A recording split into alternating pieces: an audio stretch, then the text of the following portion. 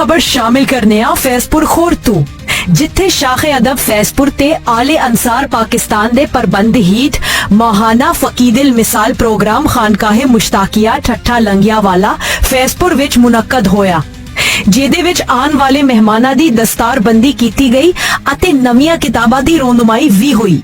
तफसील जानते हैं ताशिफ शहजाद दी रिपोर्ट दे विच। शाखे अदब फैजपुर ते आली अंसार फाउंडेशन पाकिस्तान दे प्रबंध हेठ महाना फकीदुल मिसाल प्रोग्राम खानकाहे मुश्ताकिया ठट्ठा लंगिया वाला फैजपुर विच मुनक्किद होया। ए अकट हाजी फकीर असर अंसारी फैजपुरी दी सरपरस्ती विच होया, जिसकी सदारत मियां महमूद अहमद, साजिद हुसैन साजिद, मियां अवैस अहमद ते सैयद कमर अहमद सब्जवारी ने की थी।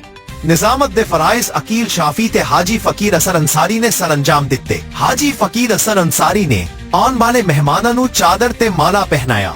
इस अकट विच नई किताबां दी रूनमाई कीती गई, जिस अंदर अनवारे शम्स मुसन्निफ अब्दुल जब्बार असर, इंसाइक्लोपीडिया तालीमात इस्लाम मुसन्निफ प्रोफेसर सैयद शब्बीर हुसैन शाह ननकाना साहिब, एक दिन सैयदी रसूलुल्लाह के नाम मुसन्निफ सिराज अहमद तंदोली, अताए अकीदत मुसन्निफ जावेदुल कादरी यूके, आलमी रोमान दे 7 अदद शुमारे मुसन्निफ हाजी फकीर असर अंसारी दी किताबा दी रूनमाई हुई। इस अकट विच शोरा इकराम ने कसीर तादाद विच शिरकत की थी, जिंदे विच प्रोफेसर सैयद शब्बीर हुसैन शाह ननकाना, डॉक्टर मियां जफर मकबूल, साजिद हुसैन साजिद, नासिर आगा, अकील शाफी, डॉक्टर नजीर अहमद शरपुरी, मियां अब्दुल खालिक नक्शबंदी, मतीन काश्मीरी, शेख एजाज, गुलाम अब्बास बेवस, मोहम्मद याकूब कमर, मुनीब अंसारी, काशिफ शहजाद कादरी ते दीगर शुआराए कराम ने शिरकत की थी।